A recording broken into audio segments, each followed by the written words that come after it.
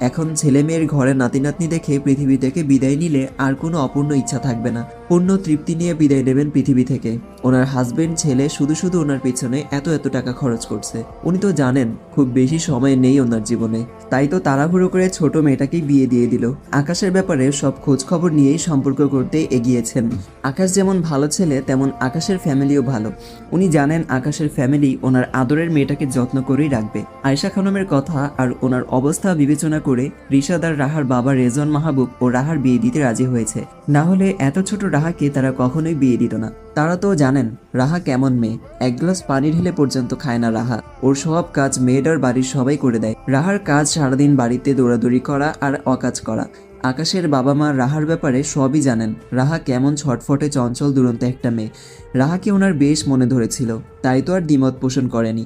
আকাশ রাহার বয়স জানার পর দ্বিমত করবে ভেবে রাহার বয়সেও বলেনি, মেয়ে দেখার জন্য জোরও করেনি।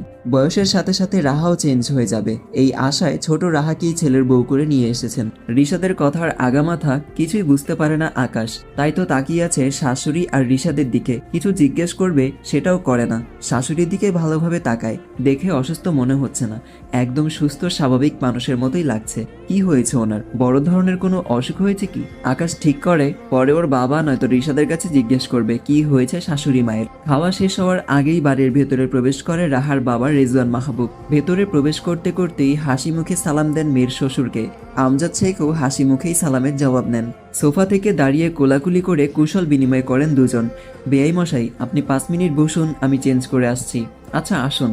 রেজওয়ান মাহবুব রুমের দিকে এগিয়ে যায়। খালি প্লেট বাটি ফ্রিজ গুছিয়ে নিয়ে যায় মিলা। আয়েশা খানম কিচেনের দিকে এগিয়ে যেতে নিতেই পেছন থেকে ডেকে ওঠেন আমজাদ শেখ। বেয়ান, ওদিকে কোথায় যাচ্ছেন? কিচেনে। আমি তো সেটাই বলছি, কিচেনে যাচ্ছেন কেন? দেখে আসি সব ঠিকঠাক হলো কিনা। দেখতে হবে না, আপনি বসুন এখানে। আসার পরেও দেখলাম কিচেন থেকে বেরিয়ে আসছেন। সারাদিন বসেই থাকি, বসে বসে কি আর সময় কাটে? পাশ থেকে রাহার দাদি বলেন, আর বলো না বাবা, আমাদের কোনো কথাই শোনে না। নিষেধ করলেও বারবার কিচেনে চলে যায়। আয়েশা খানম মেয়ের পাশে বসে, মেয়ের হাতটা শক্ত করে ধরে রাখে নিজের হাতের মুঠোয়। ওনার আদরের শখের মেয়েটা, কত যত্ন করে বড় করেছেন তিনি। মেয়েটাকে অল্প বয়সে বিয়ে দিয়ে দূরে পাঠিয়ে দিলেন, তারপরেও মনে কেমন শান্তি শান্তি লাগছে। মনে হচ্ছে বুকের উপর থেকে টন ওজনের একটা পাথর নেমে গেছে। 16 বছর কম না, ওনারও 16 বছর বয়সে বিয়ে হয়েছিল।